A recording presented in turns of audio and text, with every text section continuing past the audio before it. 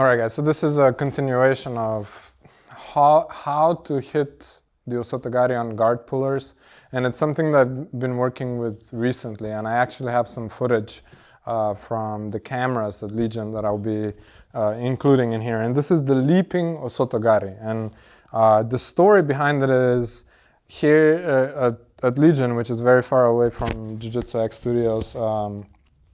We start sparring from standing, and everybody there knows that I've done judo before, and most people try to avoid getting thrown right away. So in accordance to what I was saying earlier, that first grip is enough for people to pull guard right away. So what I've tried to do to overcome that is engineer a way to do the Osoto Gari without having grip. Sorry, my Central European came through there briefly. What I've tried to do is engineer a way to do the Osoto Gari without having grips.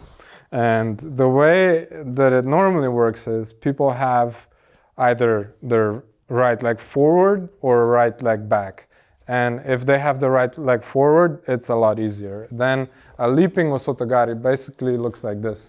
I'm here, I'm kind of prepared to get grips. And the problem is, again, if I get grips, he gets grips. If he gets grips, he can pull guard. So now I'm passing guard instead of throwing a person. So what I have to do is I have to leap into the Osoto Gari, and I use my hands and arms more like a clubbing device rather than getting actual grips. So without the whole leaping Osoto Gari part, here's what I'll do with my arms. I'll grab and I'll try to basically angle him to the side and only later grip. And the way it looks in practice is like this. So I'm using my forward force to do the off balancing. I don't really have a pronounced step off balance. I'm using my force to jump in. This, as I mentioned, is the easier version. Just be careful to not Jorge Masvidal someone the way I unfortunately did it to Scott in this clip right here.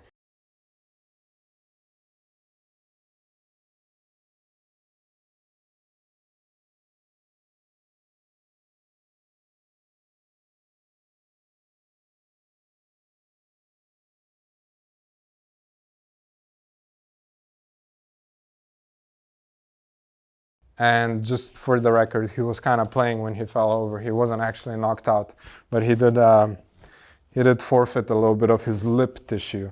The other version of the leaping Osoto Gari comes when the person has their right leg backwards. So in this situation, I need to cover a lot more ground. So instead of doing a step, pull, Osoto Gari, I'll be doing a little kung fu jumpy thing here. So I'm here, he's getting ready to pull guard. I leap behind him and get the takedown. And remember, I don't need to do it in one continuous motion. What I need to do here is get my heel behind his knee. When I get the heel behind the knee, and this applies to other versions of the Osoto Gari, I can always start sliding it down more, curling back more, and then I can put him down like this. So this is a little bit experimental. It's on the cutting edge of judo for jiu-jitsu application, the leaping Osoto Gari.